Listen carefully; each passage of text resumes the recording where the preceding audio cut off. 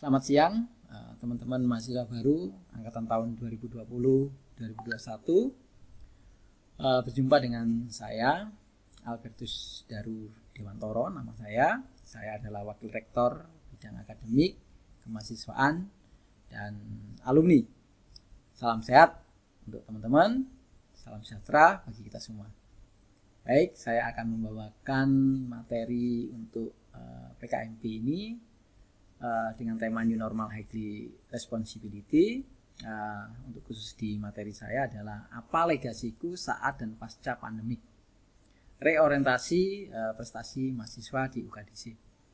Jadi Anda masuk pada saat pandemik COVID-19, otomatis kita harus patuh dengan protokol kesehatan. Salah satunya adalah perkuliahan tidak dijalankan di kelas. Ini kami juga mohon maaf karena teman-teman di awal perkuliahan tidak bisa bertatap muka langsung dengan Bapak Ibu dosen, tidak bisa hadir di kelas dan lain-lain. Perkuliahan akan full dijalankan secara daring karena kita harus mengikuti aturan dari pemerintah tentunya.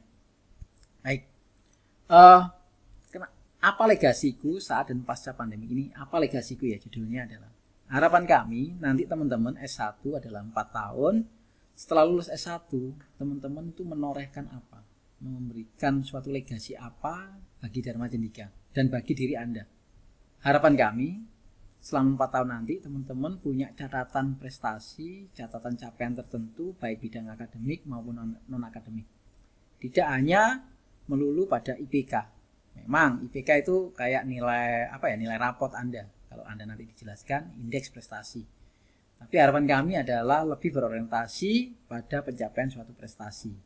Harapan kami masa pandemik ini kita diingatkan kembali pada definisi atau asal kata sekolah. Sekolah dulu diambil dari kata sekolai. Ini bahasa Yunani. Artinya apa? Waktu luang. Sekolah itu adalah waktu luang di antara bermain. Waktu utama anak-anak zaman dulu adalah malah bermain. Bermain bersama keluarga, bermain bersama kawan-kawan dan masyarakat lainnya. Nah, sekolah didirikan atau diadakan mengisi waktu luang mereka. Untuk apa? Untuk berlatih membaca, menulis, budi pekerti, dan lain-lain. Nah, ini masa pandemi ini kita diberikan kesempatan untuk flashback bahwa sekolah ini harapan kami tertanam bahwa sekolah ini adalah waktu luang Anda, sehingga melaksanakannya dengan penuh kegembiraan. Kalau kita kuliah dengan atau belajar dengan kegembiraan, saya yakin makna dari ilmu pengetahuan yang didapatkan dari mata kuliah itu jauh lebih daripada sekedar prasyarat dan kewajiban kalau Anda berkuliah adalah waktu keutamaan. Baik, pandemik ini juga ada istilah juga, everywhere is school, everyone is teacher. Artinya apa? Kalian bisa belajar dimanapun. Bahkan tempat tidur pun itu bisa tempat untuk belajar Anda. Warkop mungkin, tapi jangan ke warkop ya. Atau di tempat-tempat yang lain yang tidak lazim untuk belajar itu bisa Anda gunakan untuk belajar. Karena kalian bisa gunakan teknologi internet dan fasilitas lainnya. Berikutnya adalah everyone is teacher. Setiap orang ini bisa jadi guru. Rekan Anda pun bisa jadi guru Anda. Orang tua pun bisa jadi juga guru Anda. Bahkan pedagang itu pun juga bisa jadi guru Anda. Guru terkait karakter wirausaha dan lain-lain. Nah, ini adalah kesempatan Anda untuk bisa banyak lebih belajar, dapat materi dari dosen melalui daring, pembelajaran daring, dan juga dari ilmu-ilmu lain dari masyarakat dan rekan-rekan sekitar Anda. Pandemik ini memerdekakan. Menurut saya memerdekakan. Tapi juga memiliki tantangan dan peluangnya. Peluangnya adalah apa? Fleksibel. Perkuliahan ini bisa dijalankan secara fleksibel. Anda bisa menggunakan apapun. Ilmu itu bisa kalian dapatkan dari berbagai cara. Salah satunya dengan internet, Wikipedia, jurnal dengan Google Scholar, dan lain-lain. Nanti teman-teman akan diarahkan oleh Bapak Ibu dosen. Materi adalah pemantik aja, pengarah Anda untuk mendapatkan suatu kejelasan keilmuannya. Efisien dan efektif. Efisien kenapa? Teman-teman tidak perlu ke kampus panas-panas, macet-macet dan lain-lain. Efisien. Tidak ada biaya-biaya yang kalian keluarkan untuk bensin, uang transport, bahkan untuk jajan juga, karena kalian bisa laksanakan di rumah. Berikutnya adalah efektif. Efektif apa? Semua materi pembelajaran, penugasan, dan lain-lainnya ini akan terdokumentasi dengan baik. Kami akan menerapkan learning management system. Nanti kita gunakan beberapa platform, tapi platform utamanya adalah Edlink KDC. Nanti akan dijelaskan oleh bagian yang lain ya, bagaimana mengoperasionalisasikan LMS nanti. Berikutnya adalah menembus tapal batas dan waktu. Seperti ini teman-teman, PKMB yang awalnya dulu ya, kalian harus ke kampus pakai baju seragam, bahkan dikerjain sama panitia suruh pakai apa, pakai itu. Kalian bisa di rumah. Besok belajar pun juga di rumah. Di rumah bisa jadi tempat belajar Anda. Terus berikutnya adalah menembus waktu juga. Nanti semua materi dan lain-lain akan ada link YouTube tutorialnya di YouTube, ataupun juga materi-materi ada yang di LMS. Kalian bisa download, kalian bisa lihat kapanpun. Kalau sekarang nggak ada kuota, nanti malam baru temennya bisa sharing kuota, ya bisa. Atau salah satu download ya, karena kuotanya terbatas, salah satu download dibaca bersama-sama, di-share bareng-bareng. Nah ini bisa kita gunakan. Jadi menembus tapal batas dan waktu. Merdeka dan mandiri. Anda merdeka sekali. Anda bisa presensi di rumah, bisa ngerjakan tugas di rumah, bisa cari sumber-sumber informasi itu dimanapun, tapi juga menuntut kemandirian, karena semua tugas dan lain kalian harus kerjakan sendiri. Dosen pengampu hanya memberikan arahan-arahan melalui materi-materinya. Ada juga ancaman. Ancaman ini perlu kita sikapi dengan baik. Yang pertama adalah kesehatan fisik. Hati-hati, penularan COVID-19 sangat mudah sekali, dan Surabaya menjadi epicentrum penularan yang sangat masif. Jadi kita harus berhati-hati. Makanya kuliah semester gasal ini full kita daring. Saya nggak mau dalam menjadikan menjadi cluster COVID-19. Jaga kesehatan, jaga fisik, dan lain-lain. Berikutnya adalah otentisitas. Nah ini teman-teman pasti sudah mengenal Zoom ya, atau Google Meet. Nanti ada beberapa perkuliahan yang sifatnya sinkron, yaitu tatap muka melalui metode virtual dengan Zoom maupun dengan Google Meet. Ada permasalahan otentisitas. Maksudnya seperti apa ya? Kalian hadir di Meet itu, tapi video dimatikan, suara dimatikan. Kalian sedang main game, padahal perkuliahan berjalan. Nah ini masalah otentisitas. Saya sering ngalami perkuliahan dengan Zoom maupun dengan Google Meet. Ada list nama mahasiswanya. Ketika ditanya, diajak diskusi, ternyata nggak respon. Saya yakin dia tidak ada di tempat itu. Dia hanya login, aktif, tapi video dan suaranya dimatikan. Terbukti saya random saja, saya panggil namanya, ternyata dia nggak ada. Nah ini masalah otentisitas. Hanya hadir saja. Dan ini dosen tahu lah, dosen-dosen tahu. Ini masalah otentisitas. Terus kepermanenan. Jadi gini teman-teman, kebijakan dari pemerintah perkuliahan daring ini tidak permanen ya. Ini hanya masalah waktu pandemi saja. Berikutnya kalau ini sudah aman, sudah ada penangkalnya, ada obatnya, ada vaksinnya, dan juga kekebalan tubuh kita sudah mulai terbentuk, ya kita kembali normal. Harapan saya apa? Jangan kebiasaan tidak kemana-mana ketika belajar atau kuliah ini jadi males. Misalnya biasanya bangun jam 10, jam 11 dan lain-lain. Ini bisa tugas ditunda-tunda dan lain-lain. Nah nanti jangan sampai teman-teman karena masa pandemi ini tidak disiplin. Jadi tetap ritme kedisiplinan itu tetap Anda jaga. Tadi kembali ke masalah otentisitas. Oke, berikutnya adalah masalah formalitas. Nah ini masalah formalitas ini juga jadi kendala. Kadang-kadang gini, perkuliahan ini hanya sebagai formalitas. Oh, tugas ada, kirimnya ini juga kadang-kadang nyontoh teman ya tugas itu. Satu tugas dibagi-bagi bersama, dikirimkan, diupload di LMS-nya, learning management system-nya.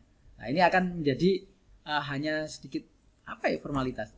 Banyak juga nanti ada seminar-seminar dan lain-lain. Pokoknya ada, tidak tahu apa makna kebermaknaannya.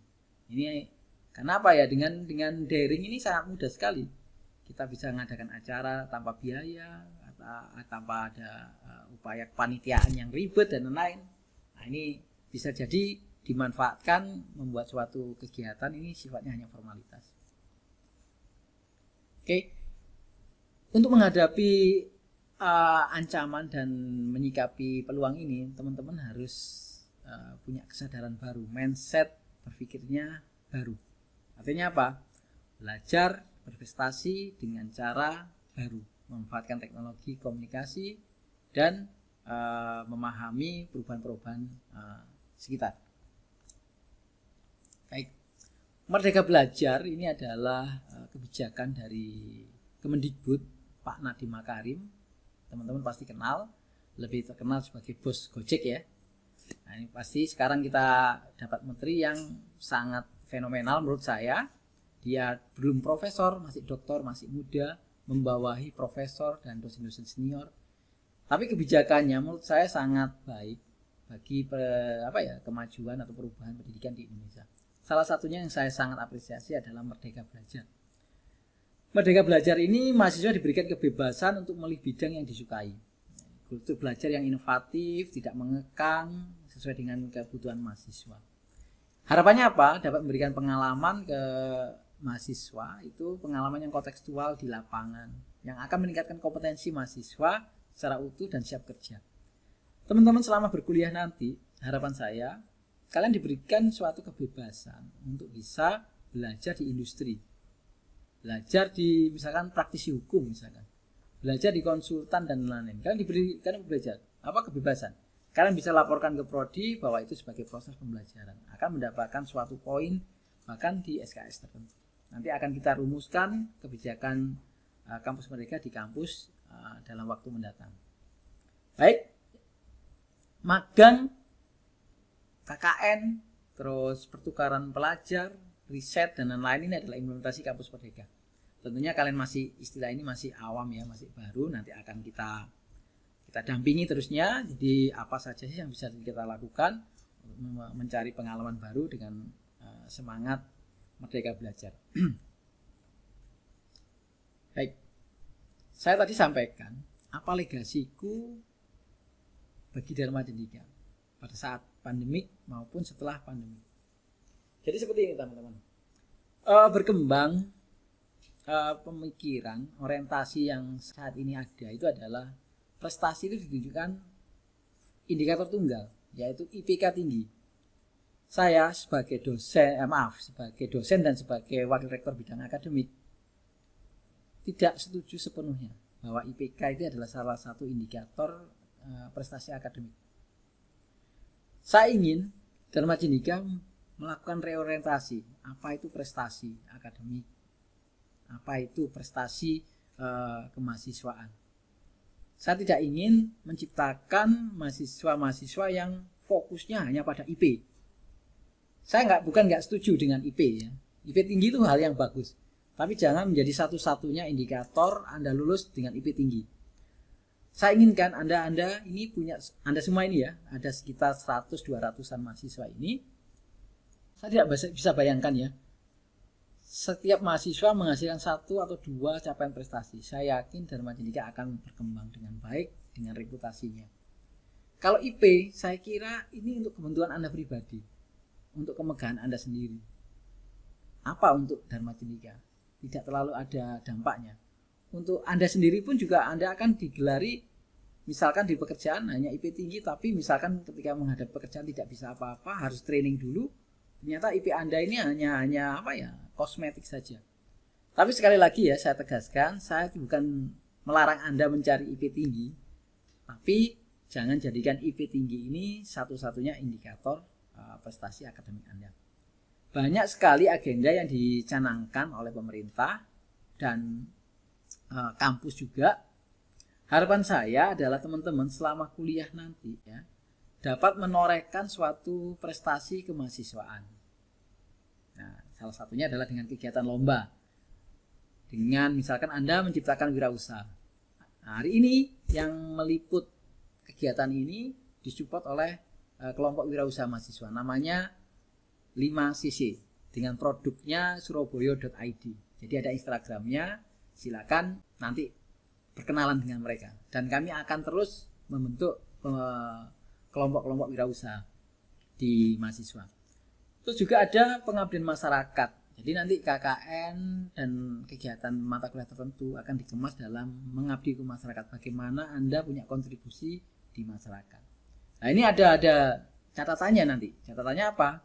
Kalian akan diberikan piagam oleh komunitas, oleh masyarakat, dan juga Anda akan ada publikasi di media massa. Nah, ini catatan-catatan. Ini penting juga. Ini juga suatu prestasi juga. Nah, berikutnya adalah di bidang ekstrakurikuler. Jadi ada perlombaan-perlombaan, terus juga kejuaraan-kejuaraan yang tingkat nasional, lokal maupun antar kampus yang di dalam kampus kita tidak berorientasi. Tapi harapan kami adalah keluar kampus. Dan juga untuk kepanitiaan, penyelenggaraan. Ini penting.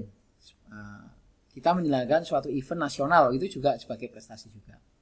Berikutnya adalah event-event yang diakui oleh Dikti, Dirjen Pendidikan Tinggi, khususnya di Belmawa, pembelajaran dan kemahasiswaan. Ini ada 18 agenda. Kalau saya sebutkan semuanya mungkin tidak, tapi saya pilih ya. Perhatikan aja di poin 2 ini. Kita punya kans debat bahasa Inggris. Ini kita punya kans untuk bisa mengikutinya. Terus nomor 3, kompetisi debat mahasiswa Indonesia. Ini kita punya kans. Terus kita juga pernah berpartisipasi, namun belum ada prestasi. Pencapaian prestasi masih belum. Terus Pilmapres, pemilihan mahasiswa berprestasi. Kita juga punya kans untuk bisa mengikuti, nomor 4 ya. Nah ini nomor 5, ini yang kita sudah punya capaian. Kita sudah beberapa kali berhasil. Dan juga sangat-sangat membanggakan juga terkait program prioritas mahasiswa atau PKM.